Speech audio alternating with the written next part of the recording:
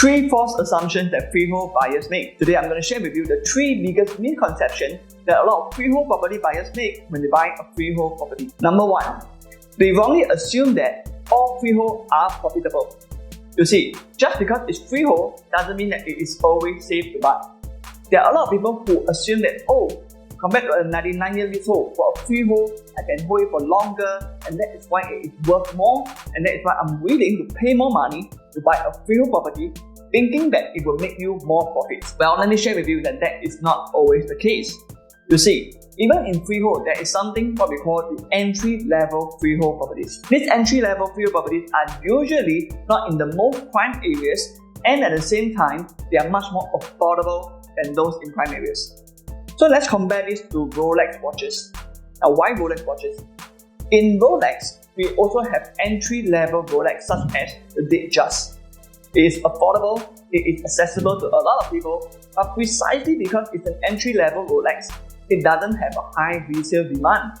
And that is the reason why, for the appreciation potential of a Datejust, it is not high. In comparison, let's look at a more higher tier Rolex watch such as the Daytona. Now, a Daytona is extremely rare, is limited, and in fact, it is with super high demand that causes a Daytona to appreciate in price. So, in terms of freehold properties, it's the same. There are some prime areas freehold properties that are of high resale demand, which is similar to a Daytona. Right? You are able to appreciate much more no matter how long you hold. So, the key question to you is that are you buying an entry-level freehold, or are you buying a prime area freehold whereby in areas like East Coast area, whereby you're buying Amber area, Mayer area, or in prime Bukit Timah, are you buying the Danang area, Bukit Timah area?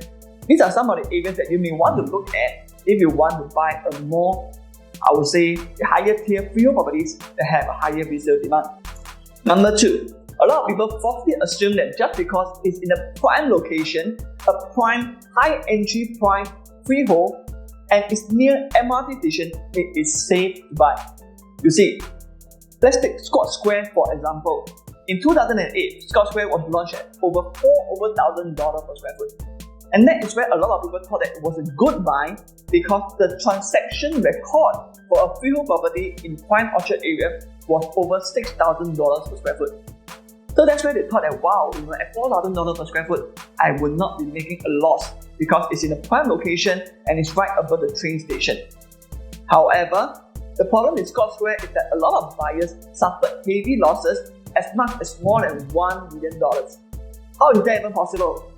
Now for Scotts Square, you can see that in terms of the transaction, it went as low as $2,800 per square foot. So that is where a lot of people lost a lot of money with Scotts Square, even though it's freehold in a prime location and it's right above the train station. Now, so one of the main reasons why Scotts Square lost money was because that even at $4,000 per square foot, a lot of people were heavily overpaying by way too much compared to a prime 99-year leasehold property. So let's compare Scotts Square to the sale at Marina Bay. Now let's look at the sale at Marina Bay. When they were first launched, the average pricing was around $1,000 per square foot. And you can see that $1,000 per square foot versus $4,000 per square foot, that is a huge 4 times difference between the freehold property and a 99-year leasehold property. Now, even though the sale at Marina Bay is not as prime in terms of location as Scotts Square, but in terms of the entry price, it was significantly way lower than Scotts Square. And that is the reason why, for the sale at Marina Bay, they even appreciated over $3,000 per square foot, which is almost 3 times of its original starting price, versus Scotts Square, which most of the buyers lost more than $1 million in their resale pricing. So you can see the key problem here is not just about the location or what, it is mainly because a lot of people overpaid for the prime freehold properties. Now, before I go on to share with you the last point, don't forget to also like, leave a comment, subscribe to my channel, and also click on the notification bell so as to be notified whenever I have a new content.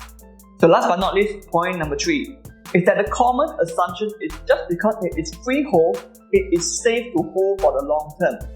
Now once again, as we have mentioned in point number 1, is that not all freehold are equal. So that's the problem, is that a lot of property buyers do not study the potential resale demand of the freehold property that they're buying in, and as a result, some of them actually miss out on the best time to capitalize on the profits, and the longer they hold, the less profit they see. Why is that so? You see, for some of the freehold developments, it doesn't have a high resale demand, especially as it gets older and older, the whole development gets more and more run down. So be it whether it's a 99-year leasehold or whether it's a freehold property, nobody really likes to buy an old and run down property. So that's the reason why the newer generation generally prefers a much more newer space to buy, even though it is smaller in size.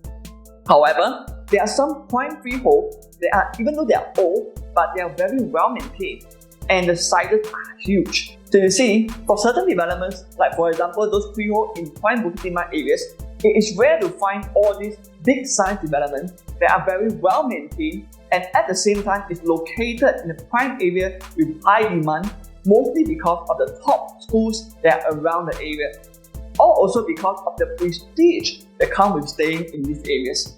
So you see, this is the reason why people are willing to pay top dollars for all these prime freehold property that has high potential resale demand with good size, good layout, and very well maintained condition. So what I just shared with you are the 3 false assumptions that most property buyers make when they buy freehold properties. So whether you agree or disagree with me, once again, leave a comment down in the comment section below, and I may even feature your comment in my next upcoming video. So I look forward to see you around again soon. Take care.